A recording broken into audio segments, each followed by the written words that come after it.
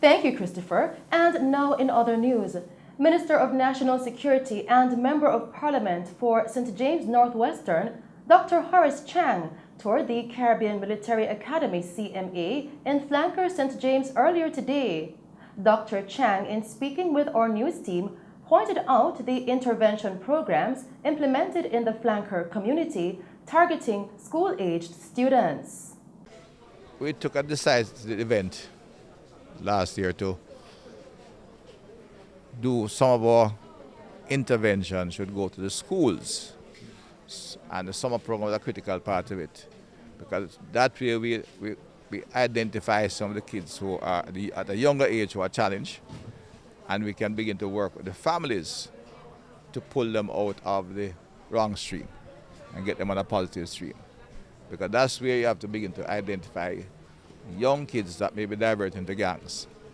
They cannot afford to come to school, therefore they don't do well. They come to school 2 days a week, and they get into school they don't want to go to. So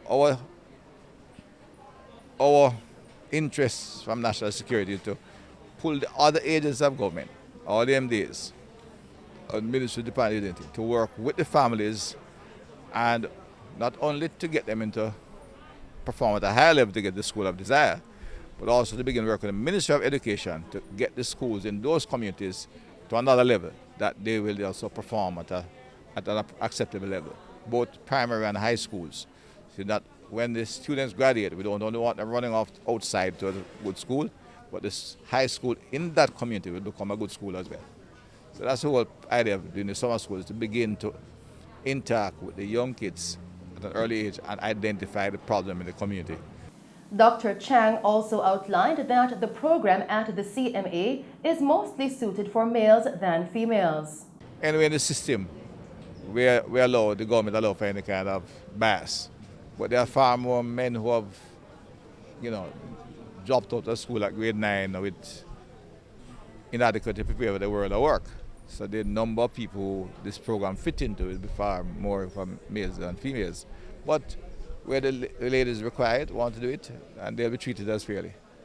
I'm more focused on on the policies that we are shifting in there to get identify. It's a good means of identifying families who are in need and need support to go.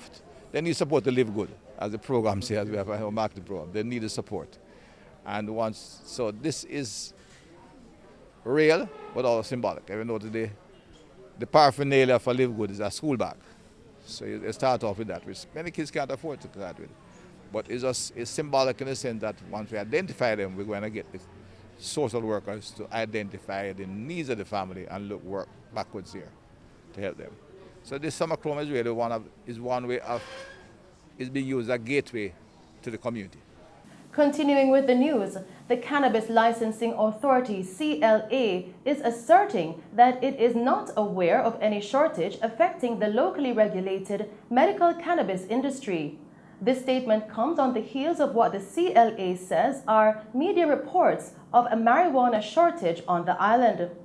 According to Senior Director of Operations Acting, Faith Graham, the authority routinely monitors marijuana inventory of licensees through the Enforcement and Monitoring section, and there is no evidence to indicate a shortage of marijuana within this regulated space.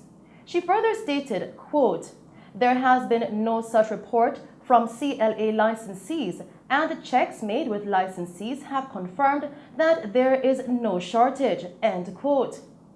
The authority says it wishes to assure the public that, at this time, there is no need for concern regarding the availability of cannabis for patients, that is, for medical, scientific, and therapeutic purposes. And that's our news package for you tonight.